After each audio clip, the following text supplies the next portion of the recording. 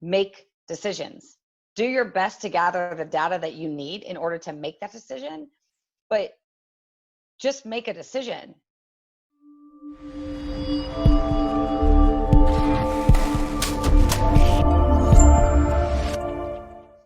Hey everyone, this is Devin Miller here with another episode of the Inventive Journey. I'm your host, Devin Miller, the serial entrepreneur, as well as the patent and trademark attorney and founder of Miller IP Law. Each week we go through the inventive journey of different individuals and how they got from where they were, what they were doing previously to where they're at today. So today we have on a great guest. I'm excited to have Elizabeth on. I'll do a quick introduction, then she'll probably do a much better introduction. But Elizabeth worked for a few previous companies and was in the commercial construction project management. She decided that there was a need for some software out there for homeowners that wasn't out there. And so after deciding that nobody else was doing it, she thought, why not me? So that's where she's at today. So welcome on to the podcast. Thanks, Devin. It's nice to be included. So I definitely was in commercial construction and specifically the technology side of the space, and said there's a correlation between commercial construction and home ownership, and that is managing these projects and managing our homes are really complex. So how can we make it really easy? And that's where my new company, HomeZada, came into place. Well, awesome. Well, I'm sure it's a need for a lot of homeowners, including myself. So I'm sure that it comes in handy. So if we were to start just before your journey, before HomeZada, and we will certainly get to that, kind of, you touched on it, but so what were you doing before HomeZada? Kind of what led you to where you're at now, but what's that backstory? Yeah, so I have an interesting story. So I never really thought I'd ever be an entrepreneur. I actually don't mind working for other companies, but I was a part of young startup companies. And that's what I do love, is growing startups and growing those companies, and then ultimately helping those companies get sold. And a good example of that is the company I came from before HomeZada was Meridian Systems. And Meridian Systems was the leader in commercial construction project management software. And I was an early stage employee to that company. I was about employee number 20. I play a role in both marketing and sales. And then as you take on more responsibility when you own your own company, that obviously morphs. But in my marketing and sales role at Meridian, I loved that aspect of not only being in marketing and sales, but also understanding how the entire organization operated and how my role in marketing and sales impacted all the other departments, and then what I could bring to them, and then how do I help that company grow. And I knew each department plays a role and each individual plays a role. So how do I bring all those people together? And I loved it. And when you work in a startup, you learn a lot about a lot of different aspects that a company goes through, because you can't help yourself.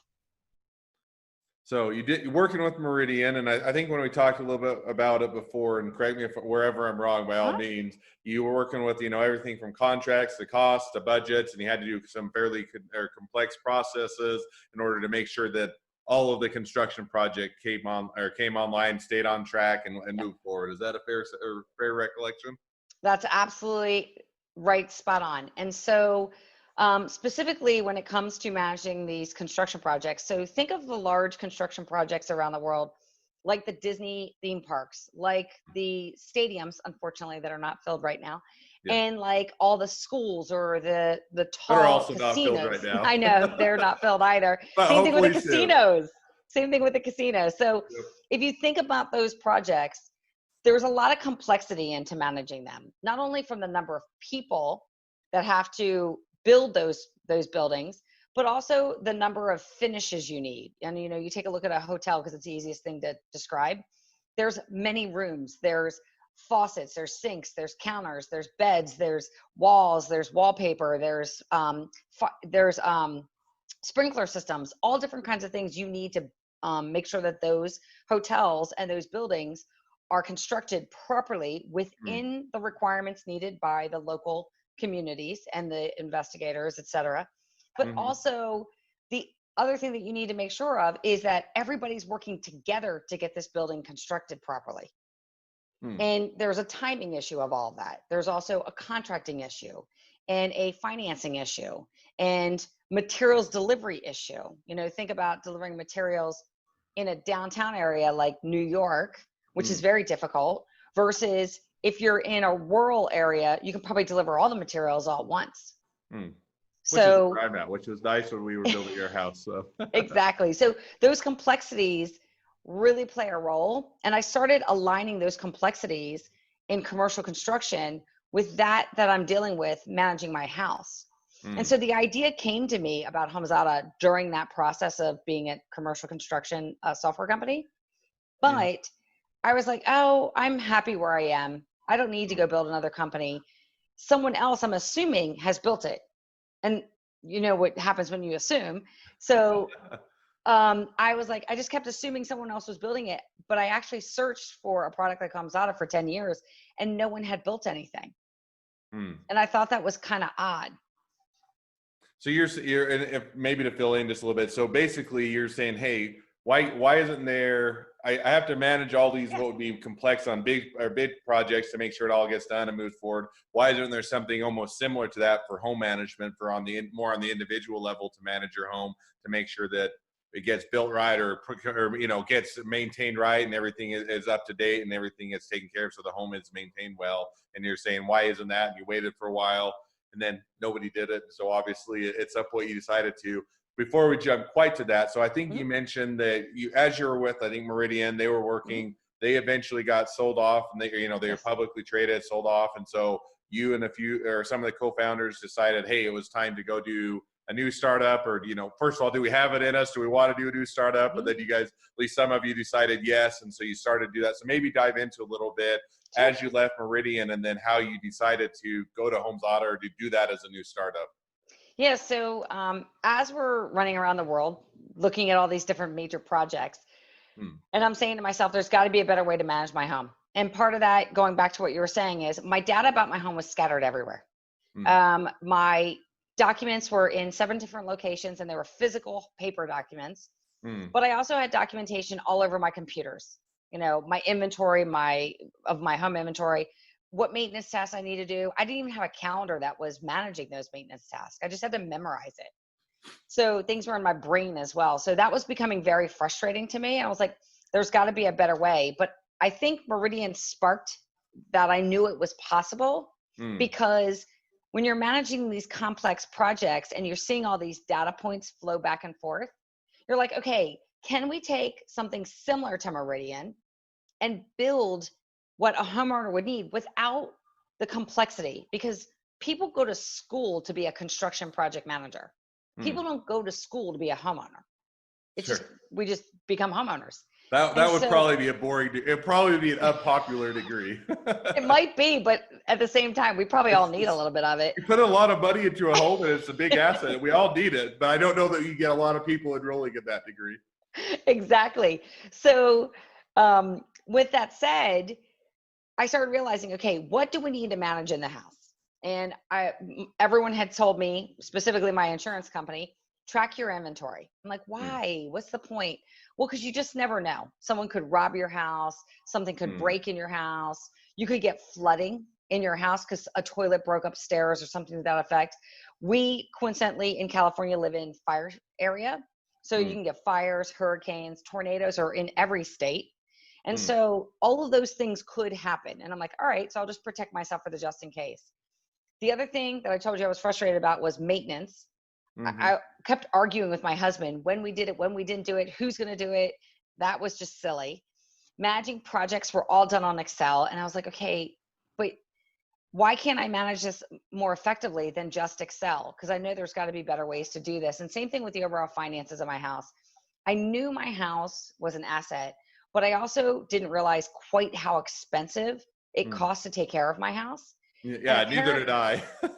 Well, apparently we spend 30% of our incomes on our house annually.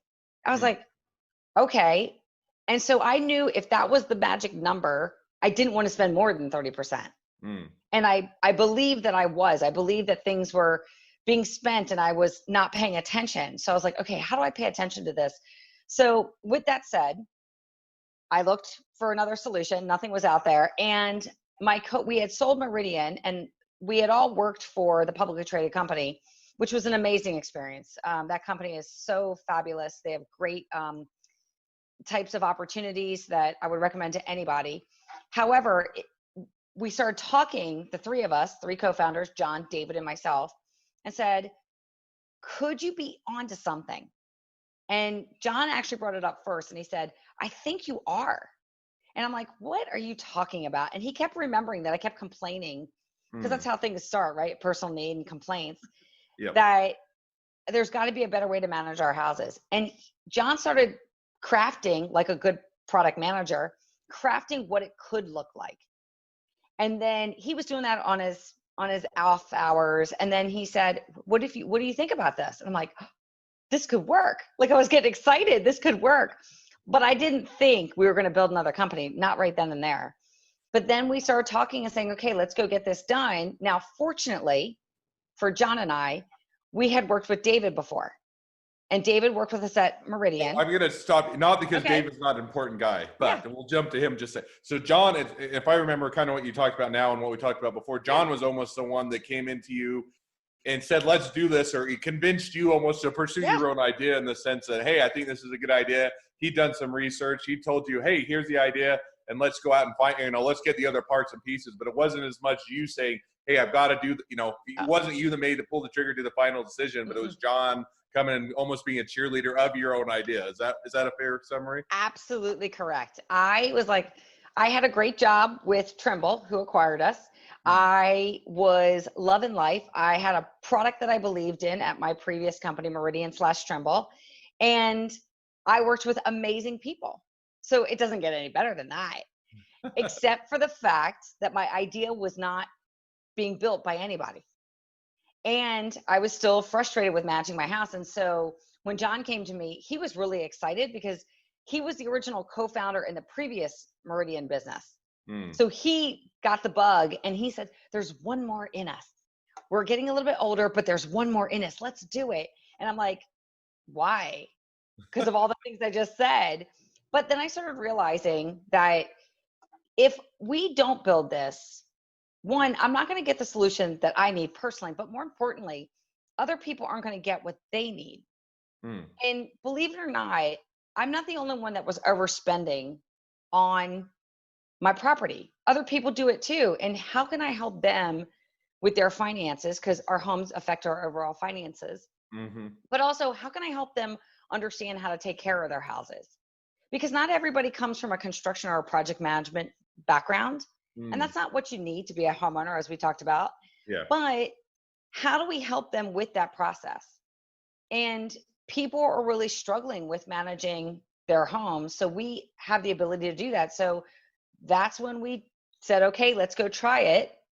But John and I did not have the skills to do the development. We had different skills: sales, marketing, partnerships, product management, finances.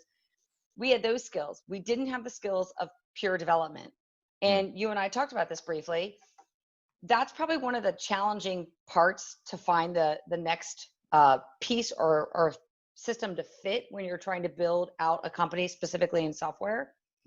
How do you find the individual that can help you? Now, from our perspective, we were very fortunate because David is someone we used to work with at Meridian. He was our CTO at Meridian, and he understood not only the architecture of software, but he also understood how to develop. And that was the missing piece we needed in order to launch Homezada and to build a product and to release it to the public.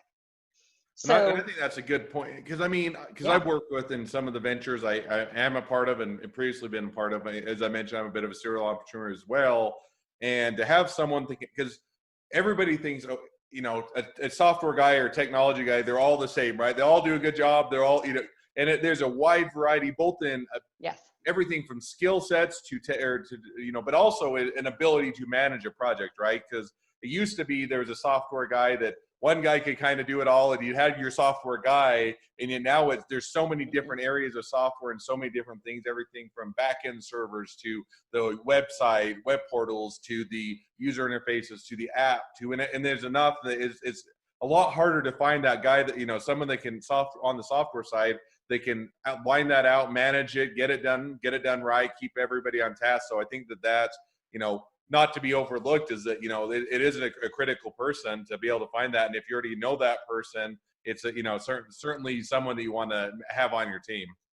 Yeah. And for us, we automatically had trust because we'd all worked together. But to your point, David even will be the first one to say, all of us will, that we know where our strengths are and we know where our weaknesses are.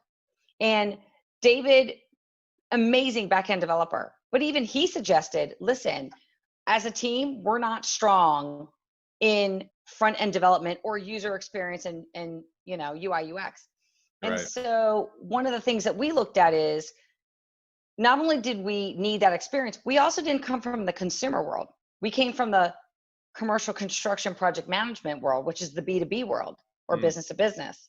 So one of the things that we did was we recognized all of our skill sets, and then we found a UI UX design team, so user experience, user interface experience team to help us build this product.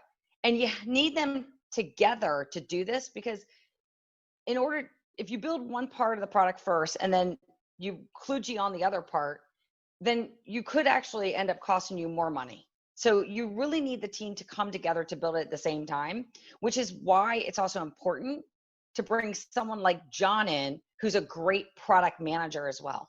Mm-hmm. So then you did that. So you get John on board, you get the other co-founder, and remind me his name, David? David. Okay, just wanted to make sure I didn't call it something different. So you get those people on board, say, okay, we've got one more in us. We're going to do this. We've got the core team of people that can, kind of get things launched and off the ground, and we'll build the, other people around that. And then how did things go? So you got all those in place, and then how did it go now actually building HomeZada? So like anything, there's ups and downs. And so we released the product. We build it first, obviously. We build it, we release it, we go to market. People like what we have, and we do not release everything all at once. So today, HomeZada can help you manage a lot of different aspects of your home. But we released it with two aspects: home inventory and home maintenance to start. Then we added projects, then we added finances, and so on and so forth. So we needed to get it to market, and that's really important to see if people want your product. And the big thing that we did, we also not only built the product in parts and pieces to see if people wanted it, but we also tested out digital marketing aspects. What part of digital marketing worked, what part didn't. We also hired people who had that skill set that we didn't have. And not every startup can afford to hire people. I mean, we went and secured some initial funding, but if you can't, then there are ways that you can build relationships with people for small shares in a business. However, I would, really dot your I's and cross your T's in order to make sure that you're managing that specifically. So set guidelines, set milestones on what projects need to be delivered and what you get in exchange for these shares. So it's really, really important. But we were able to secure the funding. We then found the right resources. And then as you build out your company, you go through ups and downs and ups and downs and ups and downs and ups and downs and ups and downs. And the best way I can describe a startup is, a lot of people think it's the roller coaster, and I 100% disagree with that. I think it's the entire amusement park. You go in with your family, you get super excited, you can't wait to get there. Everybody's negotiating what they want to eat, when they want to eat, what rides they want to ride. Oh, you got to wait in lines. Oh, wait, do I have to do this? Wait, I don't want to do this. And then you get on every ride. Sometimes you're not feeling so good. Sometimes it's great. Sometimes, you go down the water slide and everybody's soaking wet, and all different kinds of things happen. But during the course of that day, you're just stressed, excited, elated, irritated, all those different emotions are flooding through. You leave exhausted, and then you get excited and do it all over again the next day. I like And that that's analogy. exactly So what that I think is. that's probably more accurate than just saying a roller coaster. So It I'll have to is. steal that sometime, but I like that one. Feel Yeah. free. It's amazing, but that's what you need to be able to be prepared for. Hmm. And we ran into all different kinds of challenges, excitements.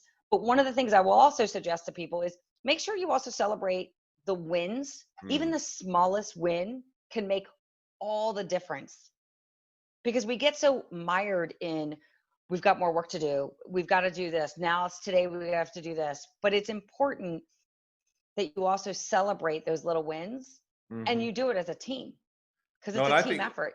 because I think that's not a point to be overlooked in the sense that because I've done that, and oftentimes you're in the startup and you have big successes, but you're always thinking about the next thing you need to get done, the next thing that needs to get built, or the next next client, the next customer, the next account, whatever it is, and you over while they're big wins, you almost overlook them, or you just say, okay, now we're on the next thing, and you never really stop to celebrate. Hey, we just did something great or big, or we had a big success, and so oftentimes that goes overlooked, but and sometimes as a founder of the startup, you're saying, okay, great, we're doing good, and now but then all the rest of the team that they put in a ton of time, work, and effort, Tons. sometimes it can get overlooked, and they're saying, well, wait, we did a good job, right? So I think that's a great thing, is to celebrate the wins.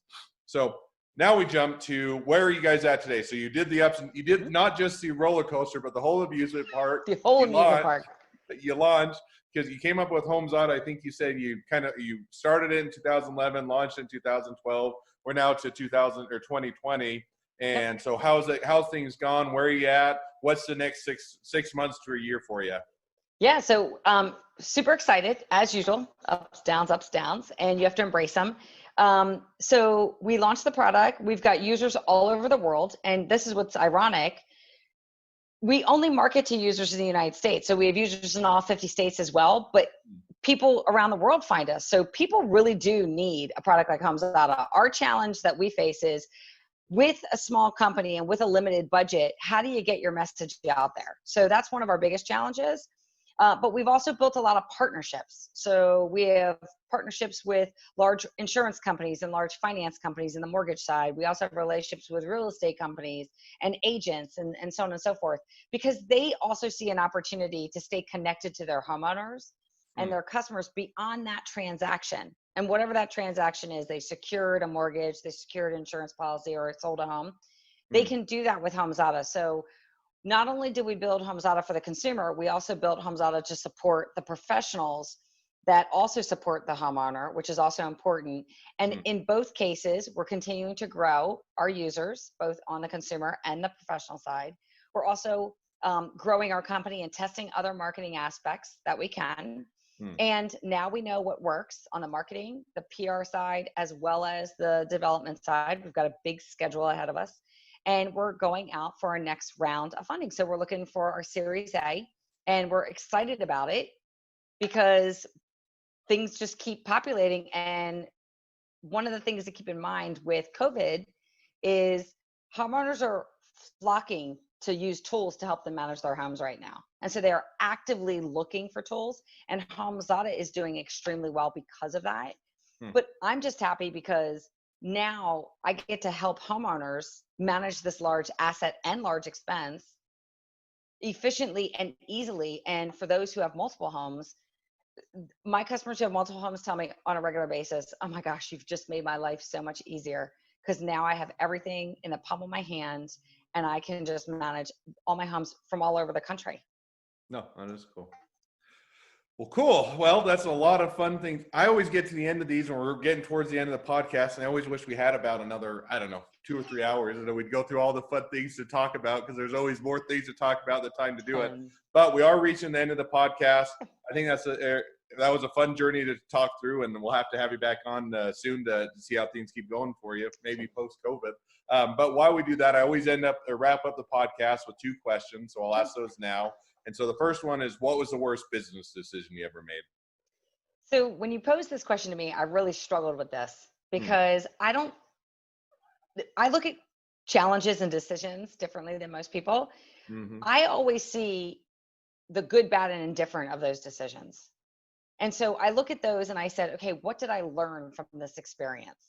Mm-hmm. And generally, I've always learned something, but I've made some really doozies in the past, whether it's both at Meridian or at Hamzada, just moving down a path that you think could work, but you're not sure. Mm. It doesn't work out as you thought it would. But I will say this, I've also avoided making decisions. Now, that's probably the biggest, I guess, mistake that I've ever done, is doing nothing and not trying. That is something that never pans out well. So if I can at least try in a controlled environment where I'm not spending too much money and I'm measuring all the results of something, then I can make educated decisions. But if I don't try at all, I think it's like the Michael Jordan saying, you miss 1,000% of the shots you don't take. Yeah. And so that's my advice to people, is one of the things is make sure you try at least. But I don't see a lot of worse decisions. So if I were to summarize, the worst decision you ever made was not making a decision? Yeah, probably. Cool. Not doing it, not trying. And I think that there's a lot of wisdom to that. All right, now I'm going to jump to my second question, which is, if you're to have someone that was just getting into startups or wanting to get into startups or small business, what would be the one piece of advice you'd give them? One, okay, this is two-part question. One, it's amusement park, like I just explained, and just get ready for it. Just get ready for it, and keep yourself up, keep yourself positive, and then move forward with measuring everything that you do. But the second thing is, and this came up recently when another startup was talking to me, and someone had said, well, I'm afraid of making a bad decision. And I'm like, okay, how do you know it's going to be a bad decision? That's what I asked the startup. And they're like, well, I don't. And I go, that's exactly it. You don't know whether it's good, bad, or indifferent until you make a decision. So my suggestion to people is make decisions. Do your best to gather the data that you need in order to make that decision, but just make a decision. People go into decision making, they automatically assume it's bad. And it could be the worst. It could be your worst business decision, or it could be your best one, but you don't know until you make the decision. And if you don't, then you're going to sit there and you're never going to move anywhere. So no, exactly. And even if you make a terrible decision, I can guarantee you can move through it. It may be hard, maybe really hard, but you can get through it. You just may need to ask for help. No, I that's very good advice. So and then they kind of go, worst business decision was also the advice you'd give others to make the decision. So I think that goes hand in glove very well. So, all right, well, as I said, wish we had more time, kind of wrapping things up, but I appreciate you coming on the Inventive Journey. It's been fun to have you. If people want to reach out, they want to use Hamzada, or they want to connect up with you, or they want to invest or with your Series A, whatever the case may be, what's the best way to reach out to you? Two ways. One at www.hamzada.com, or they can contact us at info@hamzada.com. Perfect. So they'll either email you or they'll go to your website and they'll reach out. Absolutely. And we'll make sure to include that in the show notes so people can find that easily. Well, thank you again for coming on. It's been a fun time to talk about your journey. It's a very fun and interesting journey. For those of you that are wanting to be on the Inventive Journey and tell your journey, you can go to inventivejourney.com and apply to be a guest. And for those of you that needing any patent or trademark helps, we're certainly here to help any startup or small business. And you can just go to milleripl.com and look us up, and we're happy to help. Thank you again for coming on. It's been a pleasure, and look forward to hearing how your journey continues to go. Thanks, Devin. Have a great day.